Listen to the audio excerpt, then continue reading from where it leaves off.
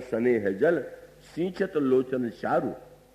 प्रेम की साधना जब प्रारंभ होती है तो मानो वाटिका लगाई गई, और वाटिका में जैसे जब आप पौधे लगाते हैं तो उसको जल से सींचते हैं, इसी तरह से अगर आप चाहते हो कि हमारे जीवन में वो वाटिका बने कि जिस वाटिका में प्रभु पधारे, तो आइए वो लगा करके, वो बीज डाल करके और उसको सींचिए।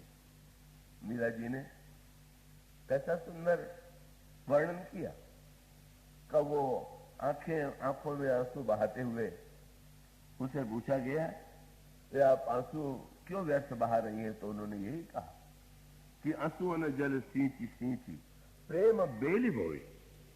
प्रेम के बेल को अगर बोना है तो प्रेम की बेल को सींचने के लिए तो कब वो आंखों के आंसू के द्वारा कब वो सींचना होगा, और इस वाटिका का फल क्या होगा? बोले अब तो बेली फैले गई, अमृत फल होई। इसी आंसू के द्वारा प्रारंभ में जब भक्त आंसू बहाता है, व्याकुल होता है, उसी का फल होता है ईश्वर के दर्शन की प्राप्ति। ऐसी वाटिका लगी हुई थी जनकपुर में, और उसी वाटिका में का भगवान श्री राम जो है पुष्प चुनने के लिए आते हैं, पुष्प लेने के लिए आते हैं, और इसी भावमयी वाटिका में, विदेह की वाटिका में, ये वाटिका विदेह की वाटिका, और इस विदेह की वाटिका में जो दिव्य मिलन हुआ, उसका अभिप्राय ये है कि हमने मान लिया है कि मिलन का अर्थ है देह का मिलना, लेकिन इस विदेह वाटिका में जो मिलन बताया गया, वो मिलन दिखाई देता है कि श्री सीता जी ने श्री राम से भी एक वाक्य नहीं कहा, श्री राम ने भी श्री सीता जी से कोई वाक्य नहीं कहा, और इतना होते हुए भी वो एक मिलन की पराकाष्ठा हो गई। यह भी वस्तुतः प्रेम की, अनुराग की वह वाटिका है जो भक्ति देवी के नगर में, महाराज विदेह के नगर में लगाई गई है। और वो वाटिका ही नहीं है, बाग भी है, उसके सांकेतिक क्रम है। वाटिका में केवल फूल ही फूल है, और बाग में उसके साथ साथ वृक्ष भी लगे हुए हैं। तो भगवान श्री राम जिस अनुराग की वाटिका में पधारते हैं, उस अनुराग की वाटिका में ही सुमन लेने के लिए प्रभु आते हैं। प्रभु भक्तों का मन जहां सुंदर उन्हें दिखाई देता है, उसमें सौरभ दिखाई देता है, प्रभु बिना निमंत्रण के ही वहां पहुंच करके उन सुमनों का संग्रह करते हैं। यह है इस वाटिका की विशेषता। चित्रकूट जो है वो तो प्रेम की पराकाष्ठा है, वाटिका बाग नहीं। वो चित्रकूट में जो है वो वाटिका बाग न होकर के बने। राम कथा मंदाकिनी चित्रकूट चित चारु, तुलसी सुभग स्नेह बन सिय रघुवीर विहारू। और इसका अभिप्राय कि प्रेम की वो उच्च स्थिति का जहां पर साधन की कोई अपेक्षा नहीं रह गई। जैसे वाटिका में बहुत सावधानी, बाग में भी सावधानी, पर वन में वो तो एक सहज रूप से चारों ओर पर व्याप्त है, ये प्रेम का वन है। और वन है तो यहां पर भी मार्ग ढूंढना तो बड़ा कठिन है। पर बहुत मीठी बात आई। भरत जी ने कहा निषाद राज जी से, मैं तो मार्ग ढूंढ नहीं पाऊंगा, आप मुझे ले चलिए। आप तो जानते हैं कि प्रभु कहां मिलेंगे, तो आपके मार्गदर्शन में मैं चलूंगा और चल करके दर्शन करूंगा। निषाद राज चले भी, किंतु गोस्वामी जी ने कहा सखई स्नेह विबस मग भूला। सचमुच जिस दिखाने वाला मार्गदर्शक जो है वो भी भूल गया। पर बात बड़ी मीठी, क्या भाई भूल जाना तो भटक जाना है। पर गोस्वामी जी ने जो अगला वाक्य लिखा वो बड़ा मधुर है। क्या बोले, कहीं सुपंथ सुर बरसही फूला। जिस समय मार्ग दिखाने वाला मार्ग भूल गए तो देवता जो है वो फूल बरसा करके प्रेरित करने लगे ये देवता कौन है जो नहीं चाहते थे कि श्री राम और भरत का मिलन हो? पर गोस्वामी जी ने कहा, धन्य है प्रेमी का वह प्रेम में भटकाओ, जिसको देख करके बाधा बनने वाला भी सहायक बन करके स्वयं जो है मार्ग दिखा दे। बल्कि गोस्वामी जी कहते हैं इस मार्ग में भूल जाना ही सुपंथ है। सुपंथ शब्द का अर्थ क्या हुआ? बोले संसार में पथ भूल जाना मानो व्यक्ति के लिए का उसके लिए भटकाव का परिचायक है। पर प्रेम के पथ में प्रेम का पथ अगर न मिले, और भाई प्रेम का पथ है भी नहीं, अब वो सांकेतिक भाषा है। ज्ञान का पथ है, भक्ति का भी पथ है, कर्म का भी पथ है, पर प्रेम का कौन सा मार्ग है? जितने प्रेमियों का चरित्र देखिए आपको बिल्कुल एक दूसरे से बिल्कुल भिन्न ही तो दिखाई देंगे। तो एक आनंद तो ये है, इस मार्ग में भूल भी गए तो आकाश से फूल भी बरसाए जा रहे हैं, मार्ग भी दिखाई जा रहा है। और दूसरे प्रेम के वन में भटक गए सुतीक्ष्ण जी, तो वो जब भटक गए तो और भी अधिक आनंद।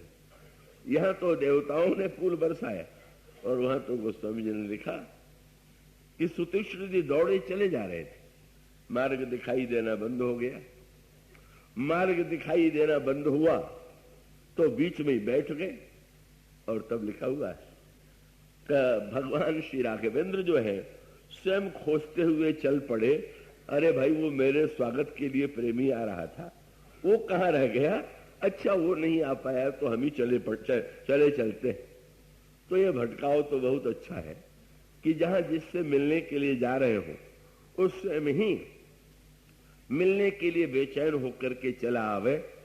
ये वन जो है ये प्रेम के वाटिका बन के विभिन्न पक्ष है, किंतु यह जो वन है दंडकारण्य का जो वन है ये संशय का वन है। इसी संशय के वन में श्री सीता जी और भगवान राम का वियोग होता है। इसी संशय के वन में शंकर जी और सती का वियोग होता है। और इसका अभिप्राय यह है भक्ति और भगवान में दूरी उत्पन्न यदि होगी तो संशय उत्पन्न होने पर, श्रद्धा और विश्वास में अगर अंतराल उत्पन्न होगा तो संशय के कारण ये संशय का बन है। पर ये जिसकी चर्चा जिसकी कथा वो तो रावण का बन है ना। और रावण कौन है? का रावण के लिए गोस्वामी जी कहते हैं मोह दश मौल तद्वरात अहंकार पाकार जित काम विश्रामहारी। संशय के वन से चुरा करके रावण ले आया और मोह के वन में उनको बैठा दिया। रावण की का यही दुर्भाग्य। ला करके बैठाया भी तो अशोक के नीचे। श्री सीता जी का प्रिय वृक्ष जो है वो तो वट है, चाहे चित्रकूट हो चाहे कहीं हो, सर्वत्र आपको वट मिलेगा। पर उस रावण के बाग में वट नहीं था। और रामायण की सांकेतिक भाषा है संशय की वाटिका, संशय के वन से ले आकर के वह जिस मोह के वन में ले आता है वहां वट कहां होगा? वट क्या है? बोले वट विश्वास अचल निज धर्म। अचल विश्वास जो है, अगर वो श्री किशोरी जी को बैठाना ही चाहता था तो उसे तो वट वृक्ष के नीचे ही बैठाना चाहिए था। विश्वास के नीचे ही तो भक्ति देवी विराजमान होती हैं। बिनु विश्वास भगति नहीं और ते ही बिनु द्रवही न राम, राम कृपा बिनु स्वप्न दीन जीवन लह विश्राम। इसलिए कोई कह सकता है कि अरे भाई न सही बट अशोक तो है, कितना साहित्यिक नाम है, इतना अच्छा वृक्ष है। हाँ उन्होंने कहा नाम तो बड़ा अच्छा है, पर इस अशोक का अर्थ क्या हुआ? अशोक माने जो शोक दूर कर दे। वो स्वामी जी ने कहा रावण की वाटिका का जो अशोक है उसका फल क्या है? बोले तह अशोक उपवन जह अहई सीता बैठ शोक रत है। वो ये अशोक वन है कि जहां पर श्री सीता जी भी शोक में डूब गई। नाम का अशोक और जो सीता जी को शोक दे, ये दोनों वाटिकाएं परस्पर विरोधी हैं। जनकपुर की वाटिका विदेह वाटिका है और ये लंका देह नगर है और देह नगर में ये मोह की वाटिका है और मोह की वाटिका के का उस मूल में का वो एक गोस्वामी जी का व्यंग्य ये है कि नाम की श्रेष्ठता वस्तुतः श्रेष्ठता नहीं, ये नाम और रूप तो दो उपाधियां हैं। कभी कभी मैं विचार करता हूं तो बड़ा आनंददायक लगता है, हमारे साहित्य में जो शब्द चुने गए का उपाधि पाने के लिए व्यक्ति बहुधा व्यग्र रहता है।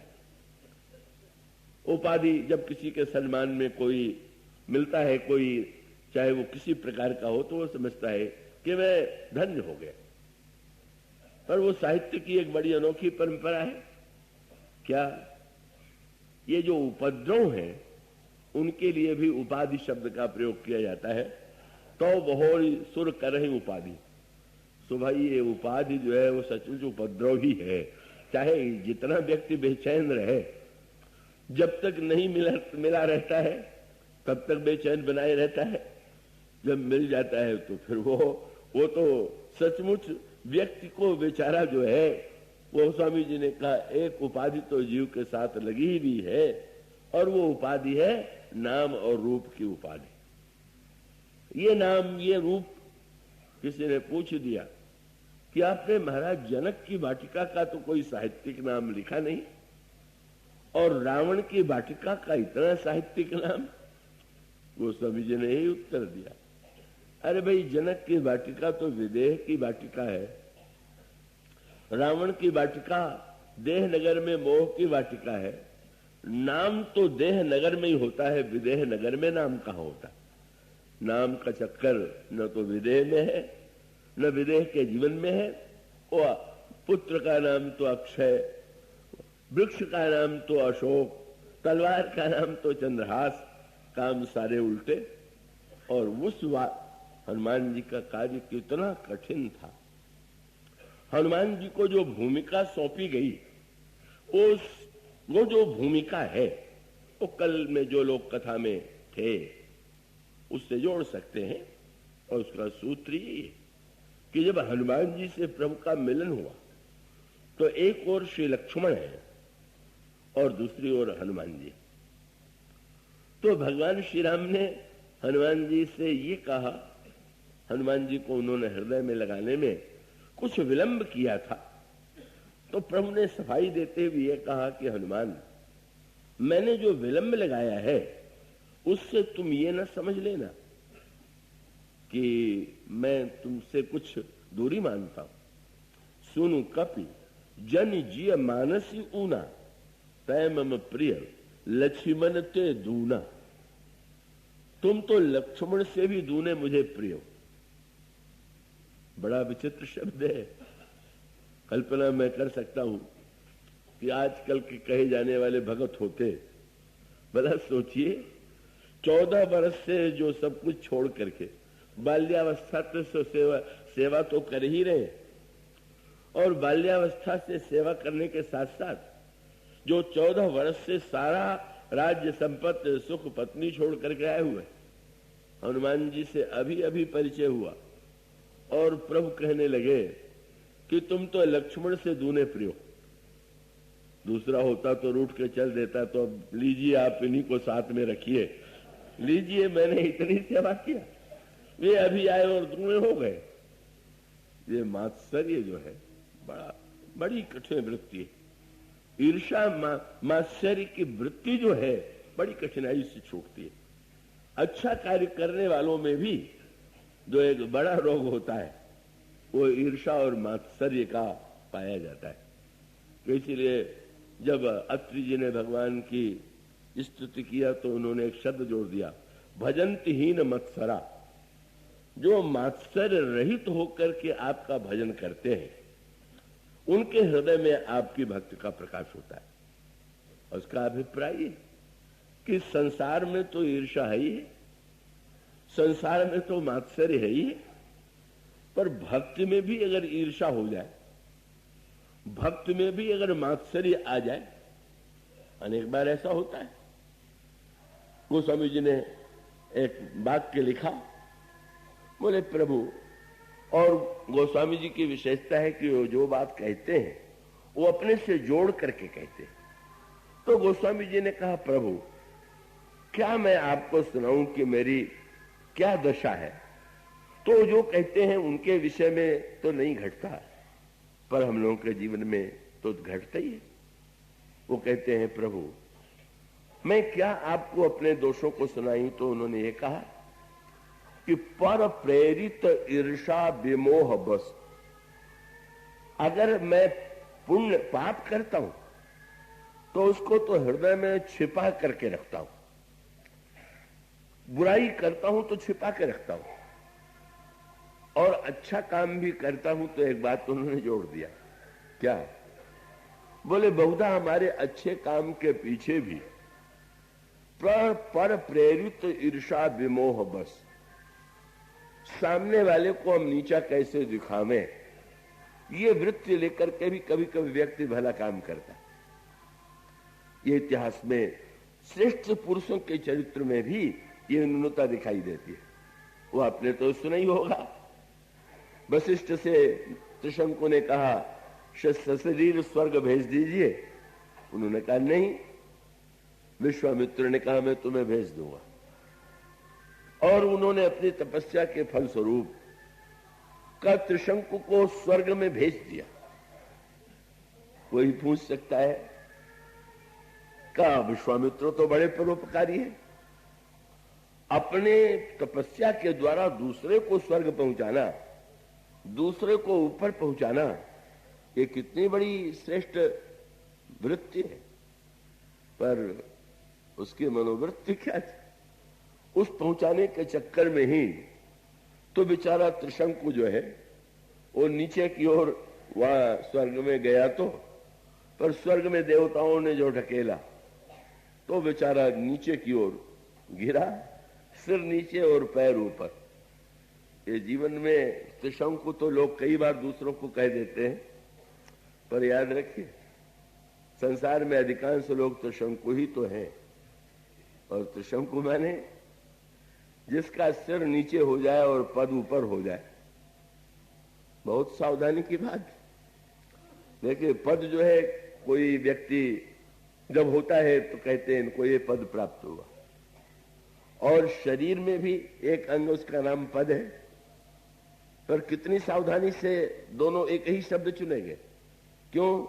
बोले शरीर में जो पद है उसका काम भी शरीर के बोझ को उठाना है, और उसका अभिप्राय ये है पद पाइए तो जैसे पद नीचे रह करके सारे शरीर का बोझ उठा रहा है, उसी तरह से सारे समाज का भार आप उठाइए तो पद शब्द सार्थक।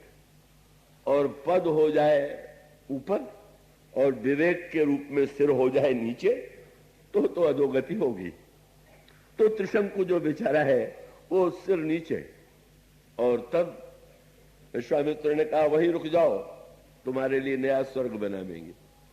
और वो बेचारा लटका हुआ है, स्वर्ग उधर बनने की चेष्टा हो रही है, और उसके मुंह से लार जो है बह रही है, वह मुंह नीचे की ओर लार बहती जा रही है।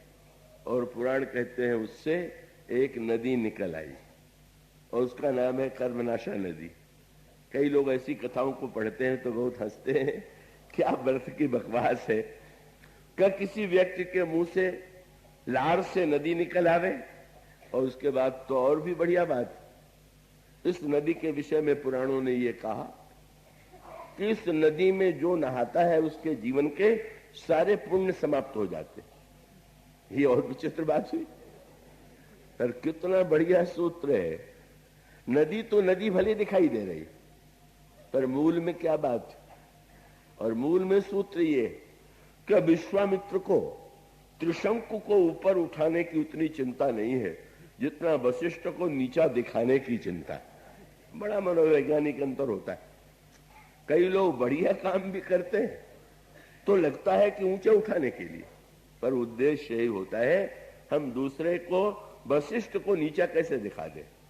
और उसके बाद लाल टपकने का अर्थ ये है, जब वो सशरीर स्वर्ग जाना चाहता था तो इसका अर्थ है अभिमान कि सब लोग जाते हैं शरीर छोड़ करके मैं भी गया तो मेरी क्या विशेषता है? अभिमान, ईर्षा और लालसा। लार टपकना माने ये लालसा शब्द जो है वो लार से ही बना हुआ है। बड़ा सरल सा सूत्र ये है कि ये कर्मनाशा हम सबके अधिकांश लोगों के जीवन में बह रही है। हमारा जो सत्कर्म भी होता है या तो अभिमान के कारण हो जाता है, या ईर्षा के कारण हो जाता है, या लालसा के कारण होता है। और तब उसका स्वाभाविक परिणाम ये होगा कि वो सत्कर्म जैसा लगेगा, पर वो तो पुण्य को समाप्त ही कर देगा। तो वो कर्मनाशा नदी तो समाज में सर्वदा बहती हुई आज भी, कल भी और सर्वदा दिखाई देती रहती है। और वो व्यंगात्मक गाथा तो आपने सुनी ही है, जो वास्तविक संस्मरण है।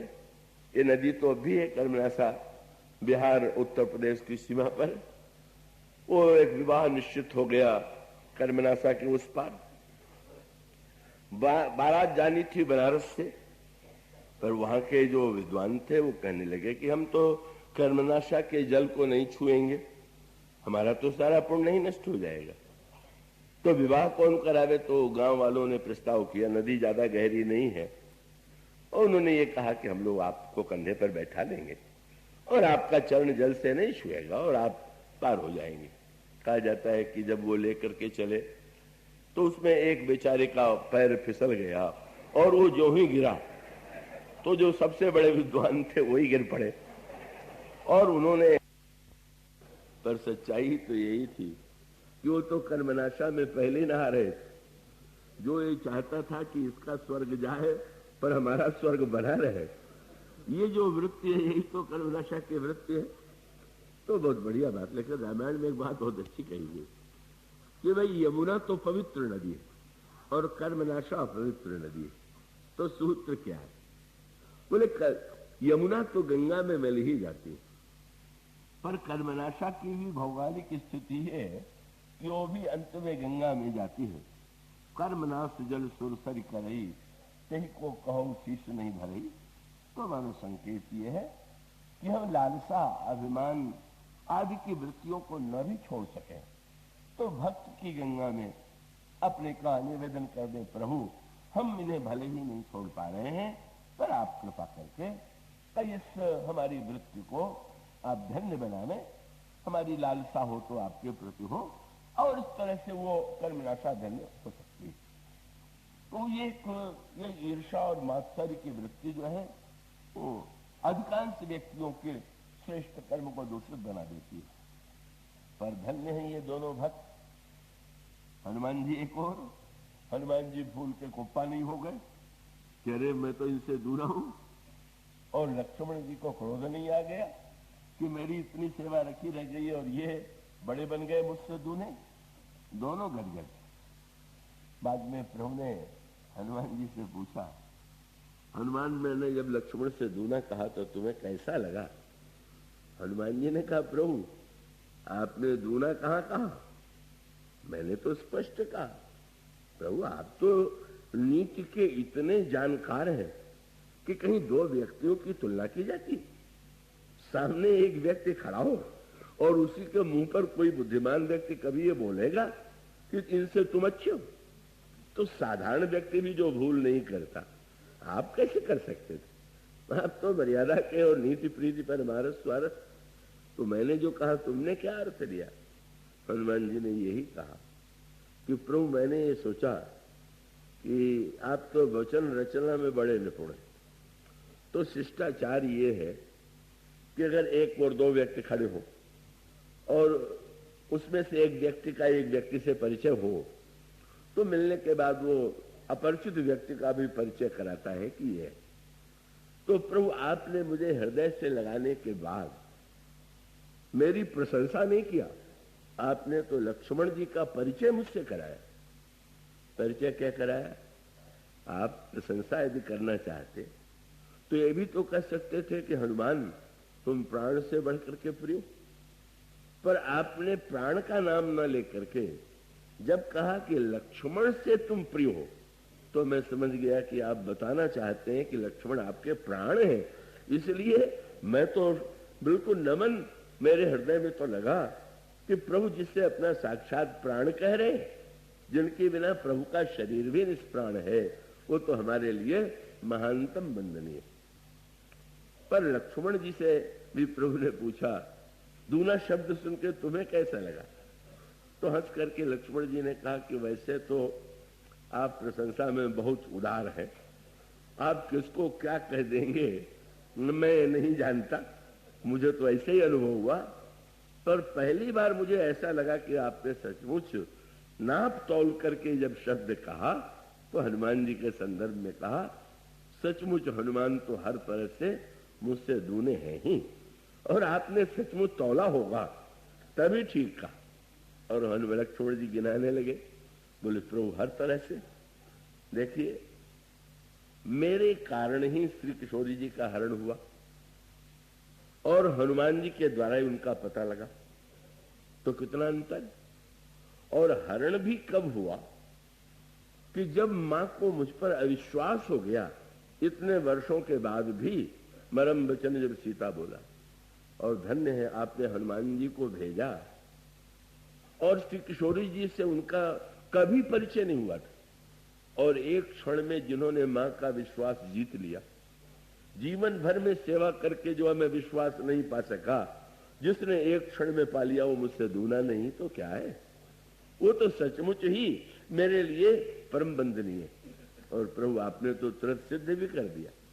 क्या हनुमान जी ने जब आपसे कहा कि आइए आप दोनों भाई पीठ पर बैठ जाइए, तो आपने जब मुझसे भी बैठ जाने के लिए कहा, आप चाहते तो अकेले बैठ जाते, मुझे बैठाने की आवश्यकता नहीं थी, पर आपने तो जानबूझ करके कहा कि लक्ष्मण तुम भी बैठ जाओ। जानबूझ करके क्या तात्पर्य? बोले आप सचमुच दिखा देना चाहते थे कि मैंने जो दूना कहा है वो बिल्कुल तौल लो, ठीक है। क्यों? बोले शेष के रूप में तो केवल तुम मुझी को उठाते हो, और हमें और तुम्हें दोनों को जो उठा ले, अगर उसे दूना माना जाए तो वो तो सर्वथा उपयुक्त ही है। तो सचमुच यूं कह ले कि जो भक्त और भगवान दोनों का भार उठा सकता है, जो शेष और ईश्वर दोनों का भार उठा सकता है। और वो जो कल बात कही गई थी कि लक्ष्मण जी की जो अनन्यता है वो तो चातक की है, वो तो श्री राम को छोड़ के किसी को नहीं जानते, ठीक। पर हनुमान जी की अनन्यता तो इतनी कठिन है, क्योंकि प्रभु उनसे कहते हैं कि मुझ में मुझको देखना अनन्यता नहीं। तब बोले सो अनन्य असि जाके मति न टरई हनुमंत, मैं सेवक सचराचर रूप स्वामी भगवंत। सारा संसार सब में मेरा रूप दिखाई दे और अपने को दास समझे, ये अनन्यता है। प्रभु में प्रभु को देखना उतना कठिन नहीं है जितना सारे संसार में प्रभु को देखना है। इतना कठिन कार्य, इतनी कठिन भूमिका हनुमान जी की, पग पग पर हनुमान जी के दिए। और सूत्र वही है कि हनुमान जी को भेजा भी कहां गया, सीता जी को पाने के लिए कहां भेजा गया? सीता जी को पाने के लिए भेजा गया लंका में। आप उस पर भी दृष्टि डालिए, इसका अर्थ क्या है? चित्रकूट में भी सीता जी, जनकपुर में भी सीता जी, लंका में भी सीता जी। तो ये जो भूमि है, जो मिथिला की भूमि है, वो ज्ञान विदेह की भूमि है, और चित्रकूट की भूमि जो है वो प्रेम की भूमि है। तो विवेक और प्रेम की भूमि में भक्त को ढूंढ लेना, पा लेना कठिन नहीं, किंतु इस देह नगर लंका में जहां मोह का राज्य हो, और गोस्वामी जी कहते हैं प्रवृत्ति की लंका, उसका अर्थ है हनुमान जी को काम सौंपा गया है देह नगर में। प्रवृत्ति की लंका जहां पर है वहां तुम्हें जाना है और वहां सीता जी को पाना है। कितना कठिन कार्य है।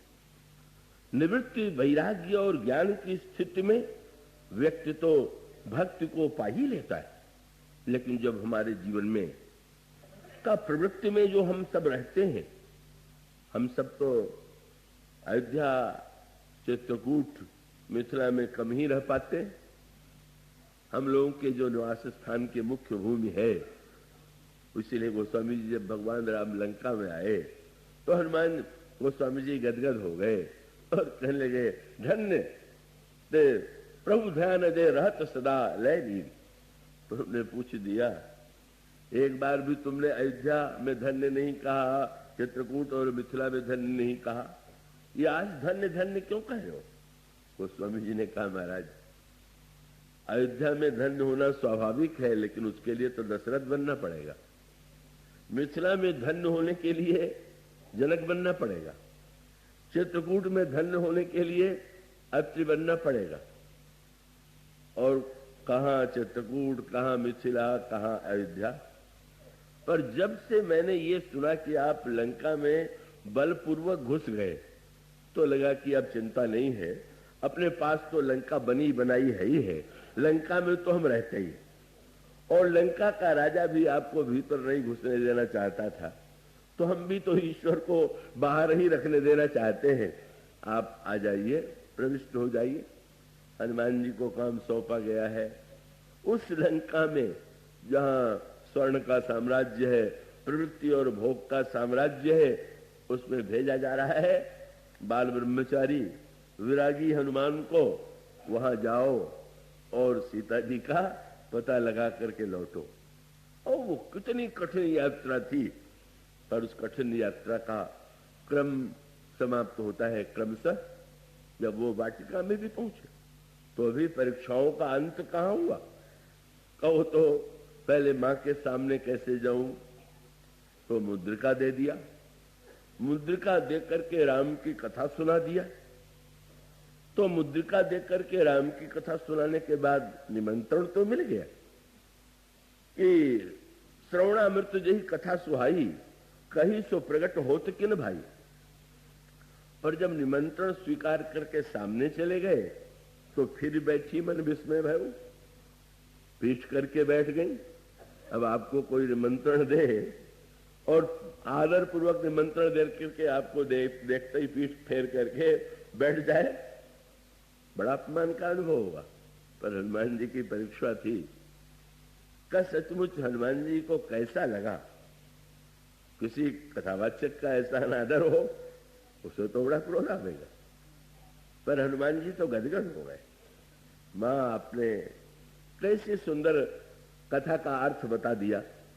क्या का आपने मुझसे जब आपने मुझे बुलाया और आप पीठ फेर करके बैठ गई, तो आपने ये बता दिया कि सुंदर तो प्रभु की कथा है, कथावाचक तो बंदर ही है, देखने योग्य बंदर नहीं है, देखने योग्य सुंदर राम की कथा है। पर मां ने पीठ किए फिर वो प्रश्न कर दिया, और तुमने कथा तो सुनाई, पर नर बानर ही संग कहूं कैसे? मनुष्य और बंदर में संग कैसे हुआ? अब हनुमान जी ने जो कथा सुनाई थी वो आधी सुनाई थी। आरण्य कांड तक की कथा तो पूरी सुना दिया, पर किष्किंधा कांड वाली कथा बिल्कुल नहीं सुनाई, सुंदर कांड वाली भी नहीं सुनाई। और उसके पीछे हनुमान जी की भावना ये थी, जब किष्किंधा कांड की कथा सुनाना माने अपनी महिमा सुनाना, क्योंकि किष्किंधा कांड में तो सारे जितने महान कार्य हैं वो हनुमान जी के द्वारा, सुंदर कांड में भी वो सारे कार्य हनुमान जी के।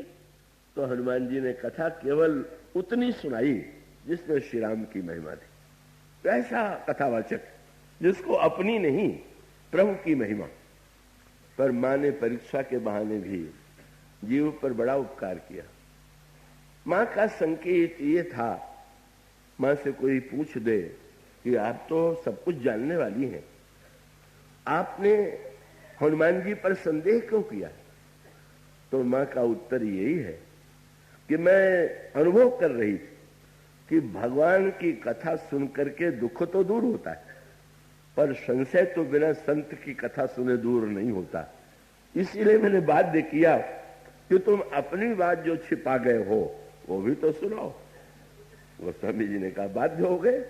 कही कथा भई संगति जैसे, कपि के वचन सप्रेम सुनी, उपजा मन विश्वास, जाना मन क्रम वचन या।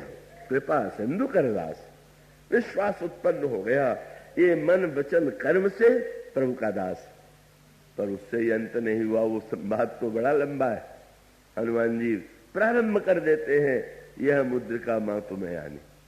कल वो बात कही गई थी कि जब ये कहा जाता है कि जगत जननी सीता जी ने श्री हनुमान जी को पुत्र कह करके पुकारा, तो कोई कह सकता है कि वो जगत जननी है तो हमारी भी मां है, हनुमान जी की माता है, तो इसमें क्या आश्चर्य। पर नहीं, एक ही अंतर है। तुलसीदास जी ने कहा कि सबई कहावत राम के, सबही राम की आस, और राम कहे जेहि आपनो तेहि भजु तुलसीदास। आप तो राम की बात दोहराते हैं, राम हमारे हैं, प्रभु हैं, पर राम जिसे अपना कहे वही भजन करने योग्य है। बोले हम लोग तो उनको मां कहें, पर वो पुत्र तो कहे, और कहें कैसे। हम लोग तो नकली स्वर में मामा कह करके पुकारते, पर हनुमान जी की पुकार सचमुच ऐसी थी कि अंत में मां के मुंह से वह शब्द निकल गया जिसके लिए वे व्यग्र थे, और वो व्यग्रता समाप्त हुई जब मां ने प्रसन्न होकर के आशीर्वाद दिया। हनुमान पुत्र तो कही दिया, और पुत्र होने के बाद तुम अजर हो जाओ, अमर हो जाओ, शील गुण आ जाए, और अंत में कह दिया प्रभु तुमसे प्रेम करे। माने सब कुछ जो है अपने पुत्र पर निछावर कर दिया। और तब श्री हनुमान जी को ऐसा लगा कि आज मैं कृतकृत्य हो गया, ऐसी कृतकृत्यता का अनुभव। और उसके बाद मां से आज्ञा लेकर के उन्होंने फल खाया, बाग उजाड़ दिया। किसी ने पूछा आज्ञा लिया फल खाने का, बाग उजाड़ने के लिए किसने आज्ञा दिया? हनुमान जी ने कहा मैं बाग उजाड़ने के लिए थोड़ी गया था। तब बोले तो फल खाने का फल क्या? बोले मां की कृपा का फल खाने के बाद भी अगर मोह की वाटिका न उजड़ी तो कृपा का फल ही क्या हुआ। मोह की वाटिका उजड़ गई, मोह का वाग ध्वंस हो गया, प्रवृत्ति की लंका जल करके समाप्त हो गई। और फिर वही हनुमान जी जब लौटे तो उसी मार्ग में प्रभु ने हनुमान जी से पूछा आने जाने में कोई अंतर लगा? हनुमान जी ने कहा प्रभु आपकी आज्ञा से गया तो मार्ग में पग पग पर विघ्न आए, और मां की कृपा से लौटा तो कोई विघ्न आए ही नहीं। बस अंतर इतना ही रहा, साधना के मार्ग में पग पग परीक्षा होती है और कृपा तो तृप्ति है। और इसीलिए हनुमान जी जब आए प्रभु ने प्रशंसा किया तो हनुमान जी प्रभु के चरणों में गिर पड़े। सुनि प्रभु वचन बिलो के मुख, गात हरसि हनुमंत, चरण परेऊ प्रेमाकुल, त्राहि त्राहि भगवंत। चरणों में गिर पड़े। प्रभु ने मुस्कुरा करके देखा, बदल गए हो। क्यों? याद करो जब पहली बार तुम मुझसे मिले थे तो अभी तुम चरणों में गिरे थे, और आज भी चरणों में गिरे हुए हो। पहली बार भी जब मिले थे तो प्रभु पहचानी परेऊ रही चरणा, और आज भी चरण परेऊ। पर प्रभु ने कहा हनुमान ध्यान दो, पहली बार चरणों में गिरे तो तुमने मेरे चरणों को कस के पकड़ लिया, आज गिरे तो चरणों को क्यों नहीं पकड़ रहे हो? हनुमान जी ने कहा कि जब आपको पहली बार मैंने पहचाना तो यही सोचा कि ईश्वर को पकड़ लेना चाहिए और पकड़े रहना चाहिए, इसलिए पहली बार मैंने पकड़ा था। पर मां ने मुझे निश्चिंत करके भेज दिया, अब तुम मत पकड़ना, वही तुम्हें पकड़े रहेंगे, इसलिए अब मैं आपको नहीं पकड़ूंगा, आपको ही मुझे पकड़ना है। इस तरह से श्री हनुमान जी ने एक जो महान कृतकृत्यता प्राप्त की, यही जीव की चम उपलब्धि है। हम प्रयत्न और पुरुषार्थ करते हुए भी अभिमानी बने बिना मां के चरणों में नमन करें, ओ मां का आशीर्वाद हम प्राप्त करें, और वो तब हमारे जीवन में हमारी जो जन्म जन्मांतर की भूख है वो मिट सकती है। और मिट सकने के साथ साथ जीवन में कृतकृत्यता का अनुभव हम सब भी कर सकते हैं, जैसे कि सारे बंदरों ने किया कृतकृत्य कृतकृत्य प्रभो सब बानर ये निरखंति तवानन सादर जय। इसलिए यह जो कृतकृत्यता है हम सबके जीवन में आवे, और इसलिए प्रसंग जो चुना गया तो मैंने कह ही दिया कि उनके में सद्गुण तो है ही, पर प्रभु की कृपा से उनको मां की यह कृपा प्राप्त हो और हम सबको भी प्रभु की उस कृपा की अनुभूति हो, मां के वात्सल्य की अनुभूति हो, हम कृतकृत्यता का अनुभव कर सकें। समय तो अधिक हो गया, पर कभी कभी थोड़ा वो यूं कह लीजिए, कल एक बात आई तो बड़ा आनंद लिया मैंने दूसरे संदर्भ में। हमारे कोई कवि जी बड़े साहित्यिक हैं, तो कल जब प्रातः काल का आशीर्वाद के अवसर पर मैं गया तो उन्होंने मुझसे कहा कि गंगा में स्नान करने का अधिकार तो सबको है। तो सौजन्य भाई सरला जी ने वो एक वाक्य कहा, हाँ स्नान का तो अधिकार है पर डूबने का अधिकार सबको नहीं। तो याद रखिए, दो तरह से नहाया जाता है, गंगा के किनारे बैठ करके लोटे से और गंगा में जरा डुबकी लगा करके। तो जब तक घड़ी के लोटे से नहाया जाए तब भी नहाना है, पर चलिए आज जरा उस लोटे को छोड़ करके डुबकी लगा ले हम लोग और प्रभु की कृपा रस का अनुभव करें। इन शब्दों के साथ प्रभु के चरणों में ये निवेदन है, जा सुनाम भव भेषज हरण घोर त्रैसूल सो कृपालु मोहि तोहि पर रहु सदा अनुकूल सियावर राम।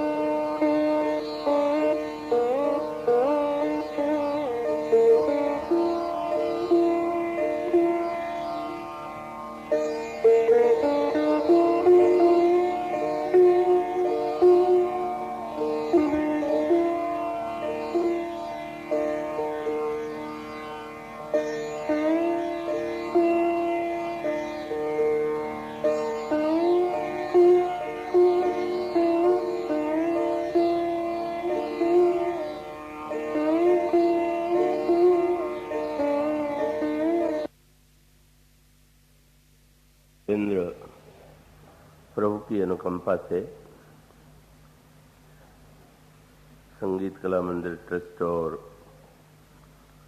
संगीत कला मंदिर के द्वारा आयोजित यह मानस प्रवचन सत्र आज विश्राम की दिशा में बढ़ रहा है। सचमुच यह प्रभु की महती अनुकंपा है कि एक ऐसा आयोजन जो 33 वर्षों से निरंतर चल सका, ठीक उसी दिन उसी क्रम से, तो इससे तो केवल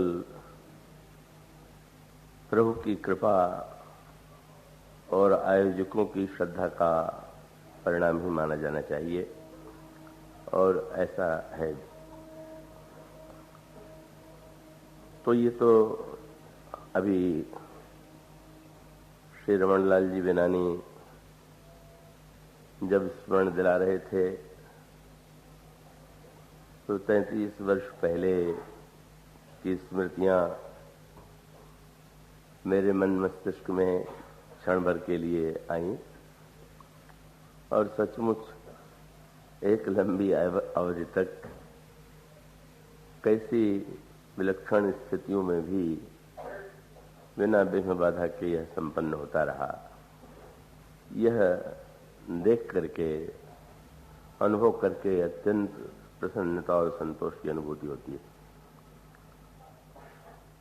श्री बेनानी जी ने तो बड़े ही स्नेहपूर्ण उद्गार प्रकट किए।